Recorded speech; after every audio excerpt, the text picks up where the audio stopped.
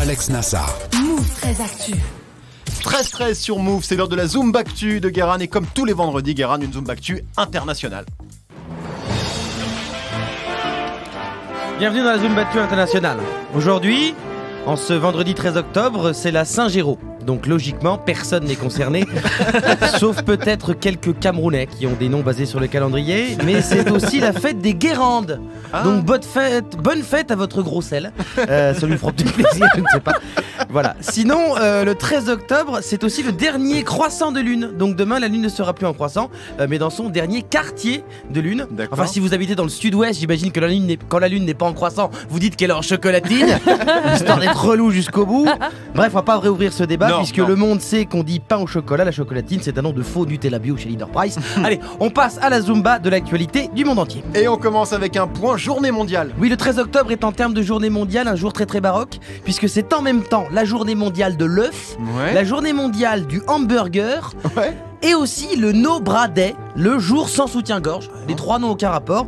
Alors le jour sans soutien-gorge, c'est pour sensibiliser le monde au dépistage du cancer du sein. On invite les femmes à ne pas porter de soutien-gorge. Une manifestation, j'espère, annulée aux États-Unis tant que Harvey Weinstein est en liberté. Ouais, on continue avec Harvey Weinstein justement parce que c'est quand même l'affaire dont tout le monde parle absolument partout. Oui, même sur le site nigérian de Combini, ça existe, on en parle. ça Tout à fait. Ah bah je savais pas que ça existait. Il y a un Combini Mexique, un Combini Nigeria, tout ça. Il faut dire que tous les jours, on a des révélations dégueulasses. À ce train-là, je pense qu'il va être plus simple de compter les femmes qui n'ont pas été agressées sexuellement par le DSK du cinéma. Alors à ce jour, Harvey serait dans l'Arizona pour s'occuper de son addiction au sexe, parce que visiblement ce ne serait pas de sa faute. Il est malade, miskin, la fameuse excuse du « c'est pas moi, c'est ma bite ». On dit même qu'il aurait pensé venir en Europe pour se faire soigner, puisqu'en Europe, quand on est accusé de violence sur les femmes ou d'abus sexuels, il y a plusieurs traitements.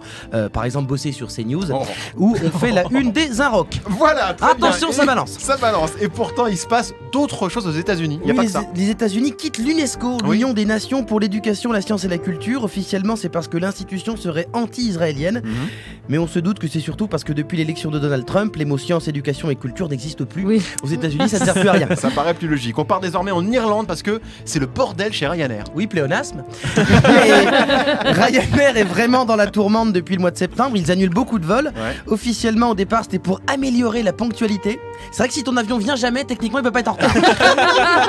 Mais bon, vu qu'on peut pas non plus se foutre de la gueule du monde indéfiniment, on a découvert la vérité. C'est des problèmes de paiement des pilotes. Pour être clair, c'est les pilotes qui sont mal payés. Je précise parce que Ryanair, c'est des gorilles de rue. Ils sont capables de tout, même de faire payer leurs pilotes. Ça fait quand même 15 jours qu'ils nous font croire qu'on peut... 15 ans. 15 piges qui nous font croire qu'on peut faire Paris-Berlin pour 20 €, alors qu'en vrai, t'arrives en banlieue de Leipzig et tu pars de Beauvais avec 2 jours de retard et tes valises sont en Grèce. C'est vrai, c'est déjà plus honnête comme descriptif. On continue avec Tim Cook, le patron d'Apple. Oui, Tim Cook qui était en visite en France et qui pense que les enfants français feraient mieux d'apprendre le code plutôt que l'anglais. Alors j'ai d'abord cru qu'il parlait du code de la route, genre il a vu des enfants conduire très mal sur l'autoroute. Il a fait putain, et les enfants français apprenaient le code. Non, mais en fait non, il parlait du code informatique. En apprenant le code, ils pourront parler avec tous les humains du monde entier, c'est ce qu'il a déclaré. Alors Tim, déjà on est français, on n'arrive même pas à parler anglais avec des anglais. Alors on va attendre un peu avant de parler HTML avec des Chinois. Et on termine cette Zoombactu internationale en France. Oui, parce qu'à partir de demain et tout ce week-end, c'est la fête de la bière à Lille. Alors il faut pas confondre avec tous les autres samedis où les Lillois sont bourrés. C'est là, il y a des posters. On embrasse évidemment nos amis lillois. Merci beaucoup Guérin. Vous écoutez Move.